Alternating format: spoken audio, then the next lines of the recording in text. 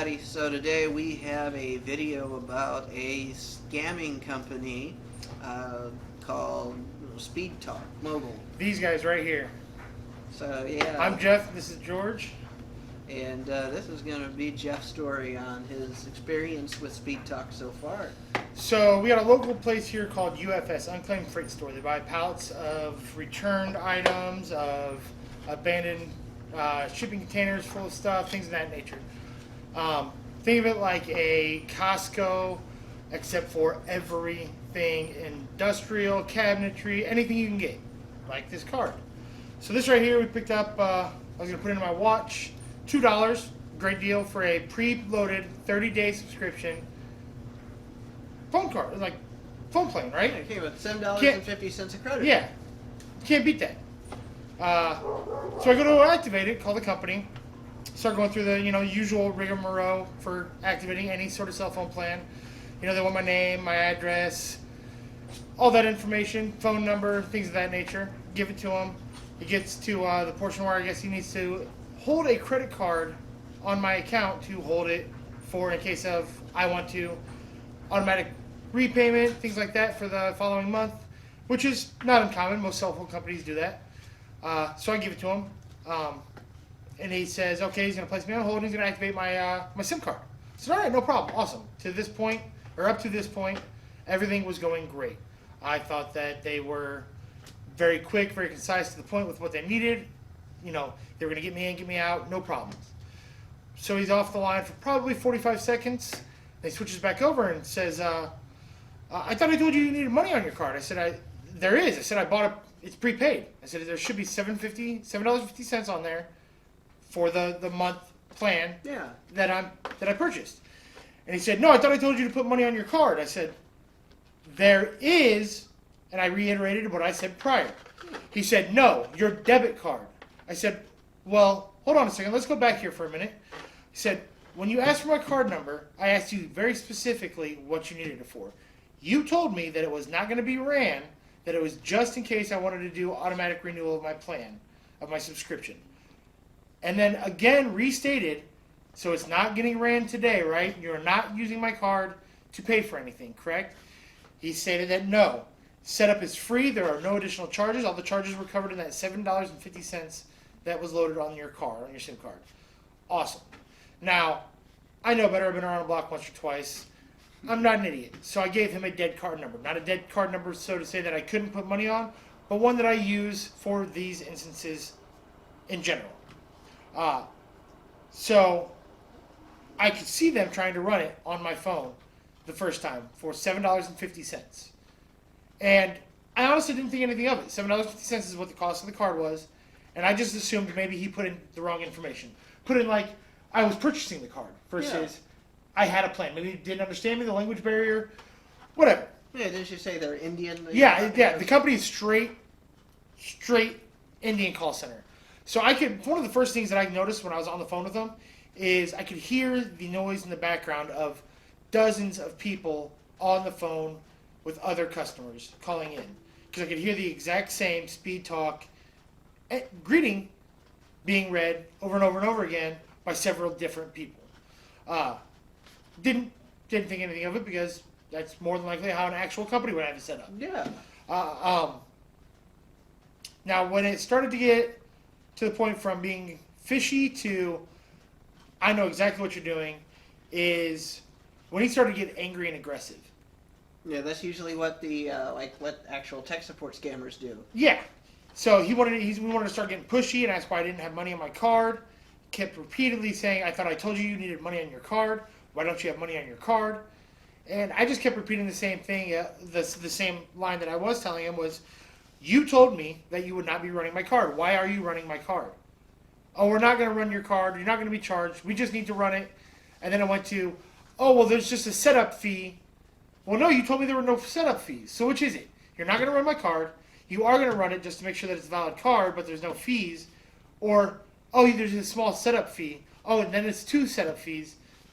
And before I knew it, he had tried to run my card for several $100s over a course of, I think it came out to be almost $1,400 total, 7 charges or 8 charges totaling $1,400 From different locations, didn't you from say? different locations throughout not only India, but the world. So there was one in Washington D.C.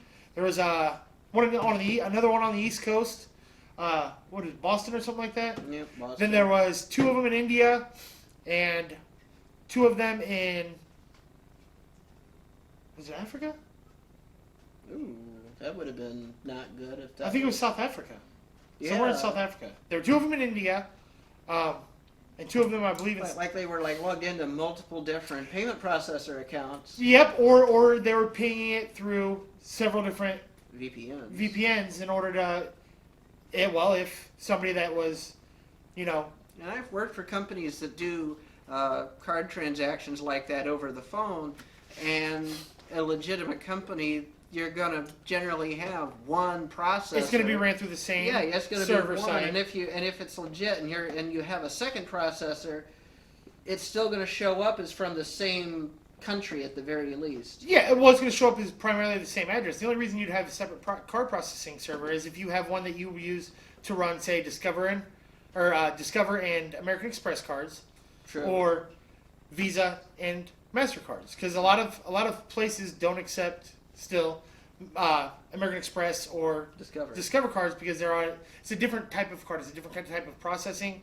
and it's and there's a premium charge usually, Yeah. for like an extra percentage or Yep. two in order to be able to process those cards, and that's still true now. but I wasn't using a different card, and I was No. using It was like a Visa or a MasterCard? yeah, it was just a Visa card. It's actually my Coinbase card, my Coinbase account. Yeah.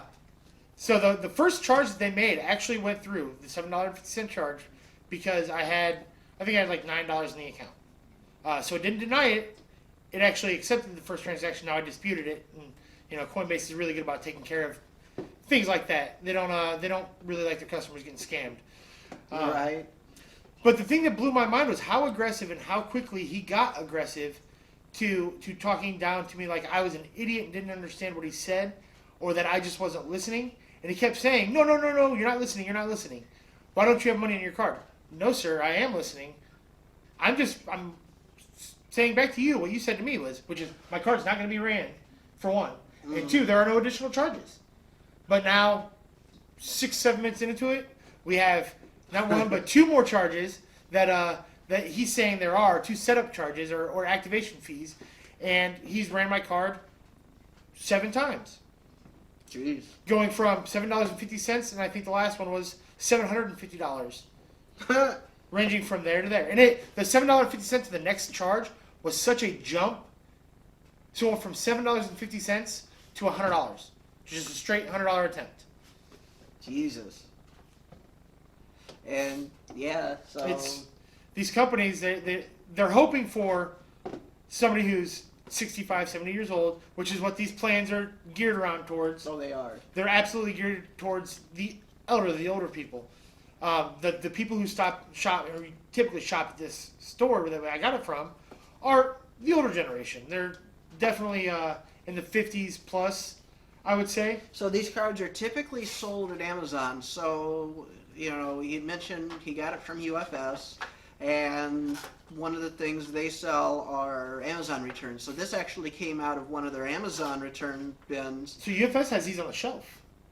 Oh, they actually They have. stocked them on those the other side in the other store.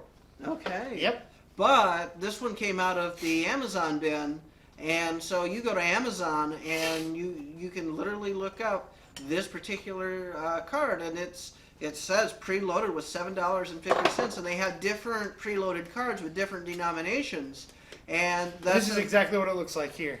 and that's a nice deal because you can pay for your SIM card and your airtime all at once, and a normal legitimate company, like if you go and say buy like a preloaded card with Straight Talk or TrackPhone or just any legitimate company, you don't have to attach your credit card to be able to activate service, let alone them trying to charge your card for something that's already activated, something that's already preloaded. And didn't you say that he acknowledged that there was $7? Yeah, he acknowledged that there was $7.50 on the card. Acknowledged that it had been paid for and that it was ready to go, activate.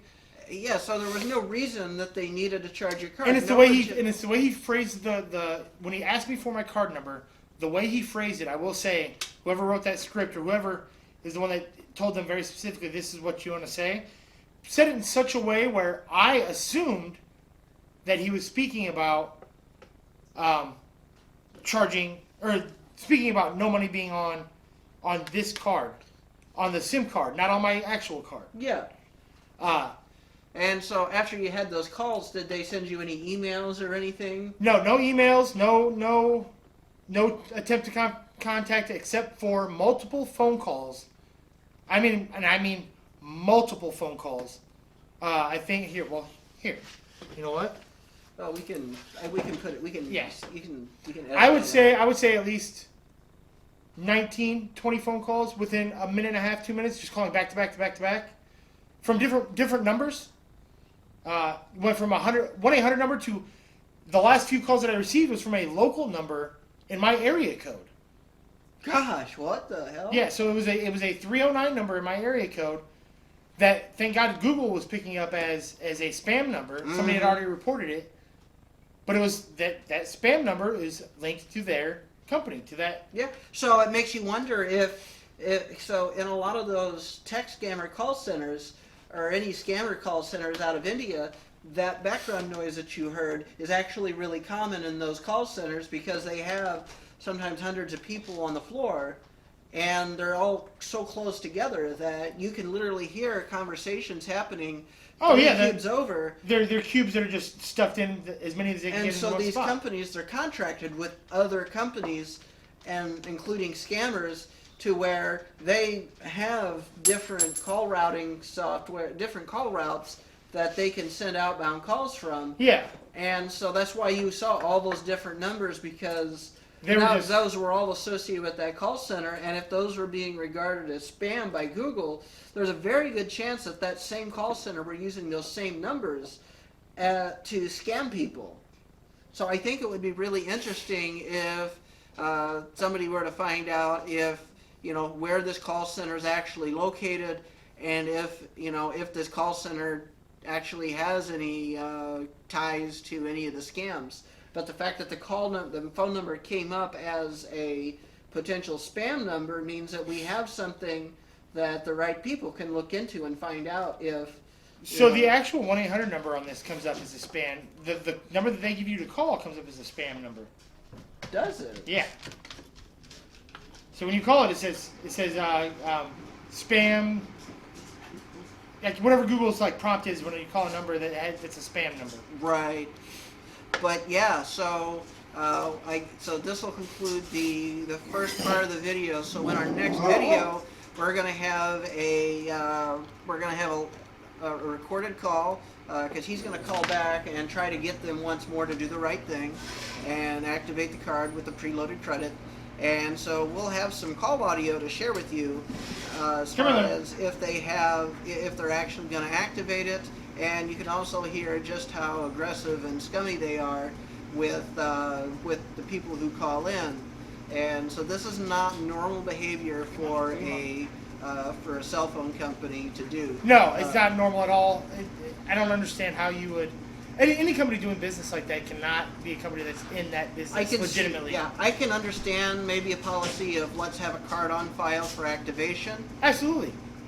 Just for for that purpose. But to actually charge the card when there's already fucking credit on this card right here, there's no reason. And I've had knockdown, drag out arguments with Xfinity Mobile, who's my cell phone carrier, over issues that I've had with them. But the difference is they actually try to fix issues. And this one just tried to do everything to make it worse. But we're gonna end this video here, and when you see us next for part 2 of this video, we'll have more information on just how scummy these guys really are. And we'll see you next time. Have a good one, folks.